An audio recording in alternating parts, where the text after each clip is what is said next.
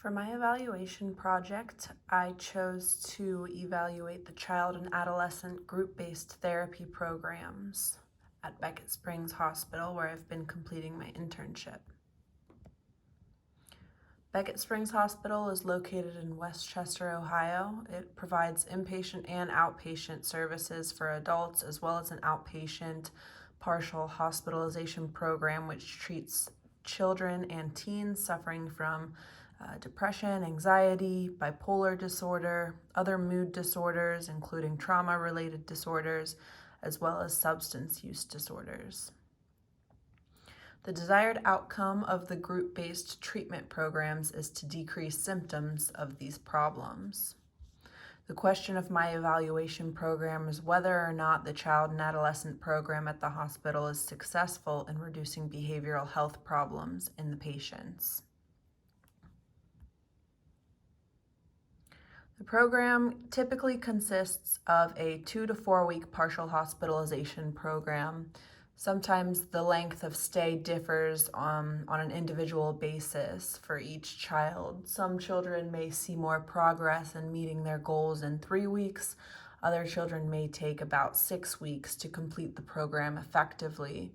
It is also based on days that are approved by individual insurance companies, which can sometimes either lengthen or shorten the stay for some patients. There are 3 different groups in this program. There's an elementary group, a middle school group, as well as a high school group. All of the groups utilize cognitive behavioral therapy, dialectical behavioral therapy, solution-focused therapy, as well as psychoeducation groups.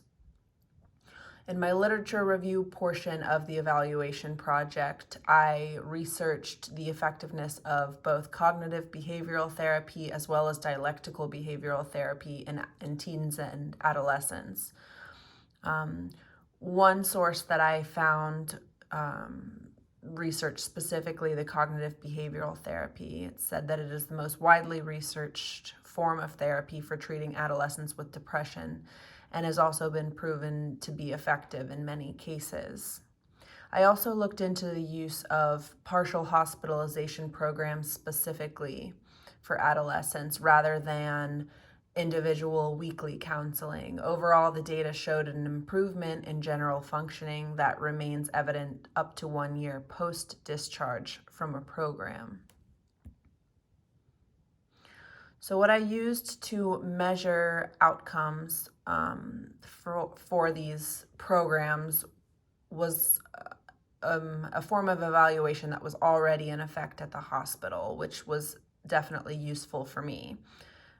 Each group for the partial hospitalization program utilized what's called a child and adolescent behavior assessment, otherwise known as a CABA. So when an individual comes in to the hospital for the first time, both the child and their guardian or parent completes a CABA. A CABA consists of 32 questions related to mood or behavior functioning.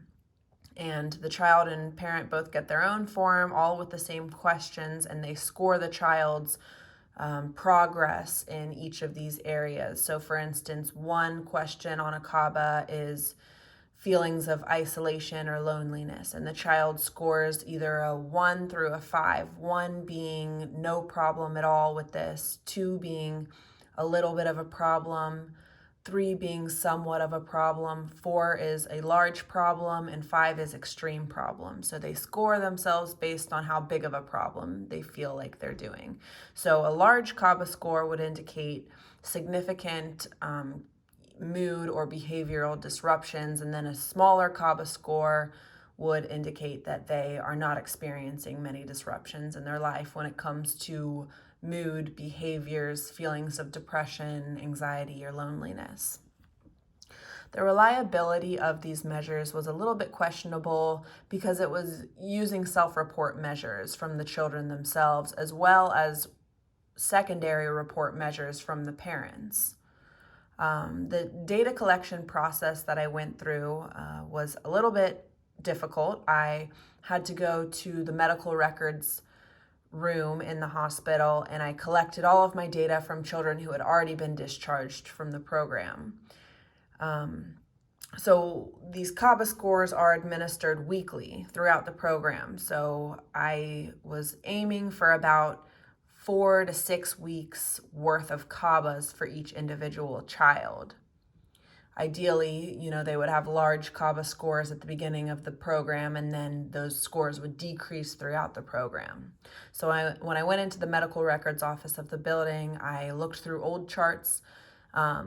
Some charts for children who had discharged from the program had no CABAs in them whatsoever. Some only had 1 or 2 CABAs. There were other charts that had 8, 10, 12 CABAs in them. So that was certainly an issue with data collection. I had a lot of missing data that I was not really expecting. This brought up a point that, maybe the therapists in the program needed to be more careful with their documentation, with either remembering to administer CABAs at a weekly basis, because those were done during weekly family sessions, or perhaps they just weren't putting them in the charts. It could have been a number of reasons why certain charts were missing a significant amount of their CABAs, or their child and adolescent behavior assessments. So the design that I used was a B-only program level design. Essentially what this is I didn't have a control group because there was no control to compare this to. So the control, in my opinion, was kind of those initial CABAs that children would complete before they started the program. So when they would come into the hospital for an assessment, we got a baseline of how they were doing. And then I would use weekly CABAs throughout. So I looked at I think my goal was to get about 15 different participants in the program, or 15 different patients, to look at 4 to 6 of their CABAs throughout the program. Threats to internal validity, this was, again, those self-report measures and how those might be skewed in the perceptions of the participants in the program. One specific issue that I considered while doing the evaluation project was that some of these kids were as young as 10 years old, and 1 week they might be feeling really good and they might give themselves a really low rating on a certain problem, and then the next week they might have had a bad week or even a bad day, and for instance their feelings of loneliness or something that they might score during that CABA might be significantly higher than the week prior. So that is something that might not be determined from the program itself, but maybe outside validity issues were there as well. Maybe, they had external things going on in their life or their personal life that, increased their perception of their problems when maybe that wasn't related to the program at all. So this is my initial data analysis. So I have on the left different patient codes, and this is to keep patient privacy. So in column B, I have the baseline, which is the CABA scores for each participant. It looks like I have 18 participants. So the baseline, column B, is their initial CABA scores before they begin programming. And then I have each individual week 1, 2, 3, 4, 5, and 6, those CABA scores. And so what becomes very evident is, in week 6, I only have one data from one patient in the program. I was expecting to at least get, 4 full weeks of data from participants, but these missing gaps in the chart indicate, when I found cases that were missing CABAs from certain weeks of the program. On the bottom of my chart here, I have the average scores. So the baseline average data at the bottom of column B is 30.17. You can see from 1 week in the program at the bottom of column C, the average was 25. So that is a significant decrease in the number of CABA scores. At week 2, it went to 20. At week 3, it went to 18.9. And then at week 4, it went back up again to 20.1. And then at week 5, I only have, it looks like 5 data points for 5 participants who still have data collection at that point, and it's down to 15. So this missing data certainly made things a little bit harder and a little bit less valid for me. But I was happy to see that for the most part, the overall average or mean of the scores was decreasing by weeks. This is kind of the entire Excel sheet that I had, minus one final bar graph that I didn't include in this screenshot that I collected. But so at the top left is all of my data, and this blue bar chart in the top middle of the screen is the bar chart that I collected for each week. So the bar on the very left is the baseline, and you can see generally you do see on the 4th or 5th week there that tiny spike where the CABA scores went back up to 20.1. But overall, we are seeing a downward slope in that bar graph, which is what we wanted to see. Initially, I wanted to do a line graph of each individual participant and their scores, and that's on the bottom left there. And when I spoke with Professor Elliott about this idea, he had mentioned to me that it probably would look a little bit chaotic because I had 18 participants, and that's a lot of different data sets that I'm looking at. And so that did turn out to be the case. It does look extremely chaotic, and you can't really see much from that.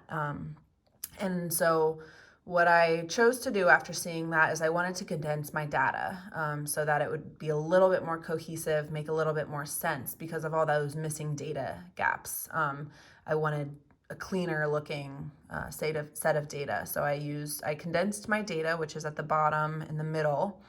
I selected, it looks like 6 participants who had at least 4 weeks of data.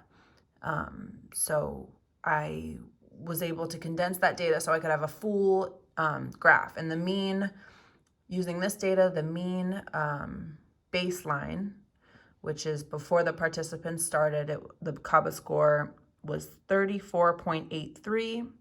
And then the week 4 average for this condensed data was 20. So that is a decrease. Week 0 standard deviation was 11.85, and the week 4 standard deviation for this condensed data was 10.34. And then using these condensed data, I calculated the effect size, which was 1.318, which is a very large effect size. Here's just a close-up of that initial bar graph using all of the data that I collected. You can see here a little bit closer up that the average score there is on the left with it at about 30 to begin with, and then it goes down week by week. Each bar represents a new week in the program. This is just a close-up of that chaotic 18-person line graph. I was, in my head originally wanting to see a beautiful downward slope of each individual line, and that certainly didn't happen here. And you can kind of see, for example, on this light blue line that spikes up really high, and then the orange and the yellow lines that spike up really high, that could be indicative of those cases where I was discussing kids kind of self-rating themselves all over the place and not being extremely consistent, and it's pretty much impossible to determine in an evaluation like this if that's due to the program perhaps not being effective, perhaps they were picking up on other behaviors of the kids in the group program, or maybe they were just having a bad day when they were rating their moods and their behaviors that day when they completed that individual CABA. Here's another just graph of my condensed data. I did do another line graph with this condensed data, hoping it would look a little bit clearer, and it did not. I do still have that orange line in there, which I'm trying to figure out which participant that was. I think it was participant 6901. They started off with a baseline of 45, and then it went down to 30 the next week, and then week 2 into the program, it spiked back up to 51, which was more than their original, their baseline was. So, that's what makes me question, is that from the program itself? Is that from outside factors? It's kind of difficult to tell. Here is the bar graph that I used. On the bottom right, the blue is the condensed data bar graphs. And so this is the one on the left is the average CABA score for 0 weeks, which is the baseline where participants in the condensed data set started at. And then the bar on the right is their average score after week 4. So you can see a significant decrease in the CABA scores for this condensed data set. Again, the effect size was 1.318, which was a very large, which indicates statistical significance.